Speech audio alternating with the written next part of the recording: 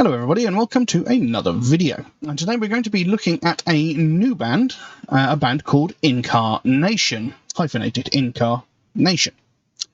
I got sent this track in an email a little while ago by, it was either a record company or a PR company asking me if I'd like to take a look at it. So that's what I'm going to do today. Now, the band, like I said, is called Inkar-Nation. I had to do quite a bit of digging to try and find some information on them, but I found a fairly decent amount. And what I've got is Inkar-Nation is a new melodic doom/death metal band consisting of 4 musicians from 4 different countries. Now that's quite impressive. 4 different musicians from 4 different countries. That's pretty cool. Melodic death and doom. Now anybody who knows this channel well knows that I myself am a massive fan of doom metal, and I am also a vocalist for a death metal band. They are the 2 primary genres of metal that I listen to. So, a melodic death doom band sounds good to me. The band came together to incarnate the creations of Amir Kazkaz, a Syrian guitarist, vocalist, composer and lyricist living in Berlin, Germany. The music and lyrics for Inkar-Nation were developed between the years of 2015 and 2018, where Amir started to put together a concept album named Transformations. The tracks were based around the war that he experienced, revolution, relationships, and personal perspectives. Now, I've said a great many times on this channel that I like it when songs have deep meanings, and and I often discuss the meanings behind the songs that we listen to, which is the whole reason I do what I do. It's because I like to explore what the music is about. So finding out that this has got a deep personal meaning is really quite impressive. It makes the music all the more intense and adds that depth to it, I find. The drive behind his music is emotions, being able to communicate with people through music that captures the listeners. Joined firstly by bassist and lyricist Lucy Rollman, a Brazilian/Portuguese based artist based in Germany, even. Also the host of Metal is the Law radio and YouTube shows. The concept of Inkar-Nation then started to become a band project. In 2020, the lineup got completed with guitarist Samuel Morales from Spain and guitarist for Golgotha and ex-Hellevon. And they were also joined with drummer Paul Beltman from the Netherlands, guitarist, composer for River of Souls, but he also built up an extensive discography as a drummer with Grindpad, Sinister, Supreme Pain, and various other bands and projects. So, they've got quite a widespread thing going on here. You've got Brazil, Syria, Spain, and the Netherlands, so it's quite an extensive spread of people. Now, the band is currently busy recording and rearranging the material for the Transformations album. The first track to be released is To Begin With, and that's the track that we're going to be looking at today. Now, it is quite a long track. It's 13 minutes. I didn't realise that when I first decided to make this video, so it's quite a long track for what I normally do. I normally hit around 5 to 7 minutes per track, but this is quite a long one. And this was recorded and produced by Inkar-Nation and mixed by guitarist Samuel Morales. Now, the name of the band has 2 meanings. First of all, there's the obvious one, Inkar-Nation, the person who is embodied in flesh. You are incarnated, you are brought to be. And there is a second hidden meaning, which is nation of denial, as the word Inkar by itself, I think in Persian, possibly Syrian, Inkar means denial. So Inkar, denial, nation of denial. So there we go. Now, I've been waffling on for 4 minutes, and like I said, this is quite a long track, so we're going to jump straight into this and see what we've got. I don't have any lyrics for the track, unfortunately, couldn't find any anywhere, but it is a lyric video, I believe, so we'll see what we can discern from the track. So yeah, let's jump into it and see what we've got. So this is To Begin With by Inkar-Nation. Let's have a look.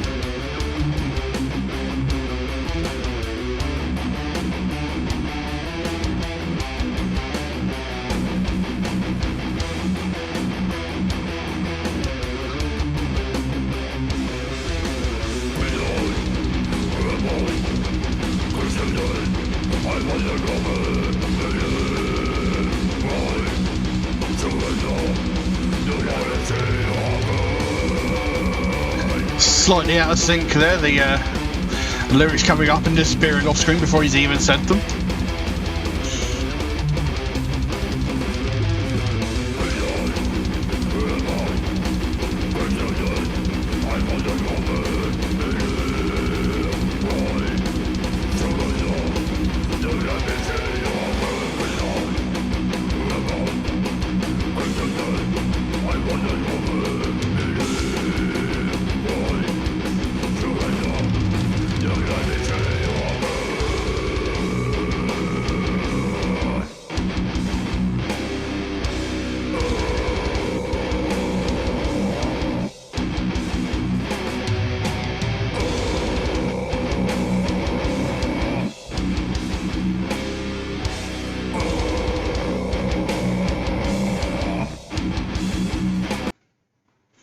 Yeah, I'm going to pause it for a second there because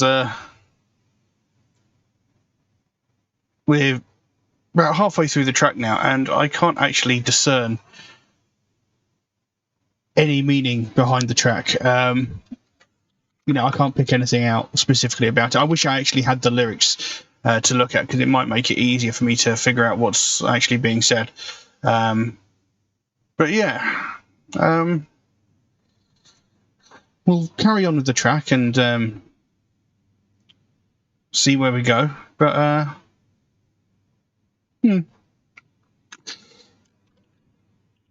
let's carry on.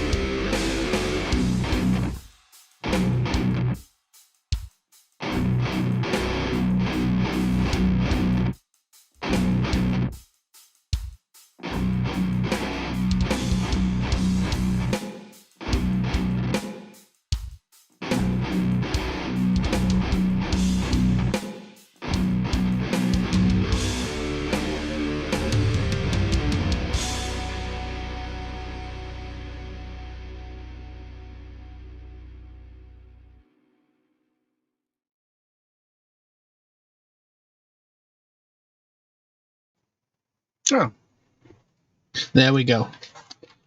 To begin with, by Inkar-Nation. Now, I'm conflicted with this because there were plenty of things in that track that I did like. A lot of the music sounded really, really good. It had that definitive doom sound to it. It had that slow pace. It had the really nice sounding guitars. The vocal performance was good. There was actually 2 different vocal styles in there, which, as I've mentioned before, I like it when bands mix up vocal styles. But I think that track was unnecessarily long. It's almost like they padded it out because they wanted to make a really long track, but in doing so, the track kind of gets, I don't want to say boring, but it gets uninteresting. Just before they had a bit of a bass solo, which I'll get to in a minute, they repeated a riff something like 8 to 12 times, which was absolutely unnecessary. It was just the same riff again and again and again and again and again, and I don't think that's necessary. They artificially padded the track. They made it unnecessarily long by repeating pieces over and over again that didn't need repeating, in my personal opinion. And it just made the track feel a little bit monotonous. As for that, the bass solo bit, the bass had a nice sound to it. And like I've said many times, I think the bass guitar is the often maligned instrument in a band, and it's the one that sort of gets pushed to the back and everybody sort of forgets about. So when bands bring the bass to the forefront and let it have its moment, I think that's really great. That being said, that bass solo was a mess. It sounded terrible to me. It wasn't cohesive in any way. And now they might be doing this on purpose. They might be trying to portray certain emotions or feelings through, discordant music. I don't know. I mean, it does say that the drive behind the music is emotion, so there might be some reason why that bass solo sounded so disjointed and, well, messy. But it just sort of, it started out sounding great, and then it sort of degraded into a mess. So this is a challenging one for me because, like I said, there are elements to it that I do like.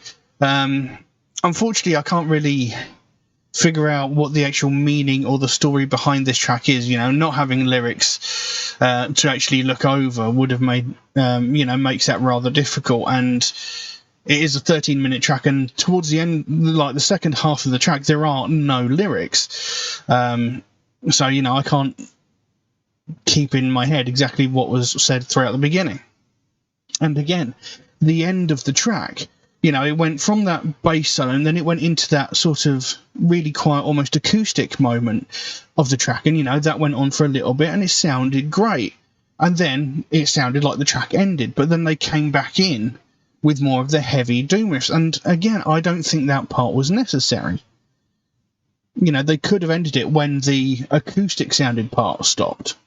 The doom element on the end, it added nothing to the track, I feel. I mean, it sounded great. As a piece of music, it sounded great. I just don't think it was necessary to make it that long. It almost seems like they made it that long just because they wanted to make a long piece of music. And like I said, it feels artificially padded out, and it does get a little bit boring and a little bit uninteresting towards the end of the track, especially since the second half of the track, after I paused it, I don't think we had any lyrics, and I paused it 6.5 minutes in. And the second half, I don't recall any lyrics. There might have been some, but if there weren't very many. And, it almost felt like it's 2 songs that were pushed together just to make one big piece of music. So, like I said, I am conflicted because there are parts of it that I do like, but there are parts that kind of bug me. But like I said, I can't tell you any meaning behind the song because, I can't look into what the lyrics were, but I would like to investigate their music further. I'd like to listen to some other tracks off this album when it comes out. Because I think this track was only released, it was either earlier this month or last month, I can't remember exactly. So I would like to investigate their music further. Because, you know, I always say you can't judge a band just by one piece of music. You know, this could be an outlier, this track could be very different to everything else, I don't know. So, you know, I really would like to investigate their music further. Because obviously there is skill, there is talent there. You know, the performances are good. But yeah. Don't know what else to say on that, so I'll leave that as it is. Now, if anybody would like to suggest a track for me to react to, then please do so. By all means, you could drop a comment in the comment section below, or message me on my Facebook or my Instagram, or you could even message me through my Patreon, where you could also help to support this channel, which would, of course, be a massive help to me, since every piece of content I upload to this channel gets immediately demonetized. So I make absolutely nothing from any of the content that I create, which is a little bit frustrating, but it is what it is. There is an option in Patreon where you can get your suggestion jumped to the front of the queue if you should so desire it. There is a limit on how frequently you can do that, and that's just to be fair to other people who suggest tracks through Facebook, YouTube, and Instagram comments. And if you do suggest tracks through those more regular means, through Facebook, YouTube, and Instagram comments, do know it could take me a while to get around to your suggestions, since I do get suggested so many new tracks every single day that my list grows faster than I can record the videos. But I do write down every suggestion I get, so it should get done eventually. It just might take me a while to get around to it, unfortunately. Also, MetalHead Reacts is a proud supporter of the Sophie Lancaster Foundation, a British-based charity whose goal is to put an end to hate crimes. And one of the main facets of that is hate crimes against people from the alternative culture. And that's something I believe in very, very strongly, something I'm very, very passionate about. And it's also something that gets very widely ignored, something that people just don't want to talk about. Because every day all over the world, people from the alternative culture are getting attacked just purely for the fact of the music that they listen to and the clothes that they wear. And, you know, we're not just talking about things like insults being shouted across the street or getting shoulder rammed as you know, minding your own business, walking down the road. We're talking about real, brutal and violent crimes where people are getting hospitalised, sometimes with broken limbs and sometimes with even more life-threatening injuries, all just because people don't get the fact that they listen to alternative music and clothing. Listen to alternative music and clothing? Listen to alternative music and wear alternative clothing. You know, and, you know, this sort of thing, it's been going on for decades. It happens all the time, but nothing ever gets said or done about it. You know, every day we hear about all these other hate crimes like sexism, racism, homophobia, transphobia, religious hatred, ableism, etc. We hear these every single day. From the most violent of these crimes where someone is murdered because of the colour of their skin, their sexual identity, or their religious beliefs, down to the most petty of these crimes where somebody, some white woman, is calling the police because a family of colour are having a picnic in a public space, God forbid. You know, we hear every facet of these every single day in every media outlet possible. But as soon as it comes to somebody from the alternative culture getting violently and brutally attacked, nothing gets said.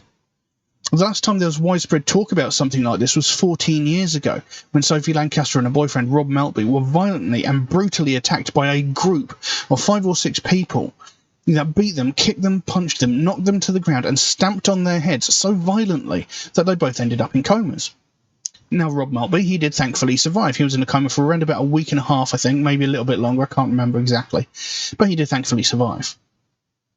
Sophie Lancaster, on the other hand, she was in a coma for 13 days before she succumbed to her injuries and she died. This woman was 20 years old and was beaten to death just because she listened to alternative music and wore alternative clothing.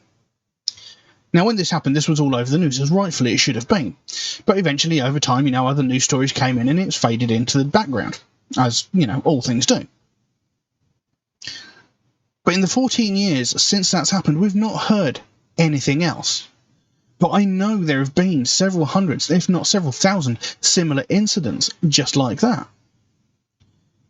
A couple of years ago, in Scotland, a young woman running a charity gig at one point had to go back to her home, which was a 5-minute walk away from the venue. In the time between leaving the venue and getting to her home, she was attacked twice again, by a group of people. And she was beaten, kicked, punched, and knocked to the ground, and brutally and violently beaten more. Now, thankfully, a passing taxi driver put an end to the assault, scared off the group of cowards who scarpered as they would do.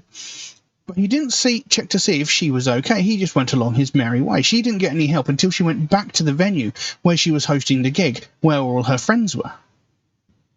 This wasn't in the newspapers. This wasn't on the TV. This wasn't all over the internet. Nothing was said about this.